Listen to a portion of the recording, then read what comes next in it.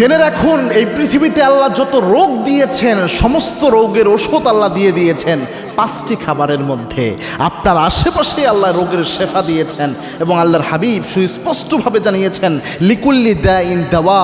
আল্লাহ পৃথিবীতে এমন কোনো রোগই দেয় না যে রোগের শেফা আল্লাহ রাব্বুল আলামিন দান করে না। এমন পাঁচটি খাবার, তার মধ্যে এক নাম্বার হচ্ছে মধু। মধুর মধ্যে আল্লাহ অনেক রোগের শেফা দিয়ে দিয়েছেন এবং কি আল্লাহর হাবিব সাল্লাল্লাহু আলাইহি ওয়াসাল্লাম বলতেন আলাইকুম বিশিফাইন, দুইটা জিনিসের মধ্যে শেফা রয়েছে, তার মধ্যে একটা হচ্ছে কোরআন আর একটা হচ্ছে ওয়াল আসল, মধু। এই দুইটা জিনিসের মধ্যে আল্লাহ শেফা দিয়ে দিয়েছে। দুইটা জিনিসের শেফা, এক নাম্বার হচ্ছে মধু, আল্লাহ রাব্বুল আলামিন বিশ্বনবীর মাধ্যমে জানিয়েছেন। এই জন্য মধুতে অনেক রোগের শেফা রয়েছে। দুই নাম্বার হচ্ছে আপনার খেজুর, খেজুরের মধ্যে শেফা রয়েছে। আল্লাহর হাবিব বলেছেন কেউ যদি প্রতিদিন 7টা আজওয়া খেজুর খায়, পৃথিবীর সবচেয়ে বিষাক্ত বিষও ওই দিন তার উপর কোনো প্রভাব ফেলতে পারে না।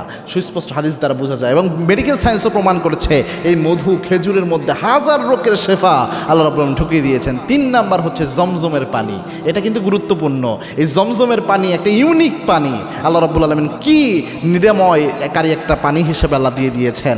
এবং আল্লাহর হাবিব জানিয়েছেন যে আমা উজ জামজাম লিমা শরিবালাহ, জমজমের পানি যে নিয়তে পান করা হয় বান্দার ওই নিয়ত আল্লাহ রাব্বুল আলামিন কবুল করে নেয়। সুবহানাল্লাহ। এই জন্য জমজমের পানিতে শেফা রয়েছে। 4 নাম্বার হচ্ছে আপনার কালো জিরার মধ্যে আল্লাহ রাব্বুল আলামিন শেফা রেখে দিয়েছেন। এই যে কালো জিরা কিন্তু খুব উপকারী একটা উপাদান, হাজার রকম রোগের শেফা আল্লাহ এতে ঢুকিয়ে দিয়েছেন। 5 নাম্বার হচ্ছে জাইতুন, জাইতুনের মধ্যে আল্লাহ শেফা দিয়েছেন।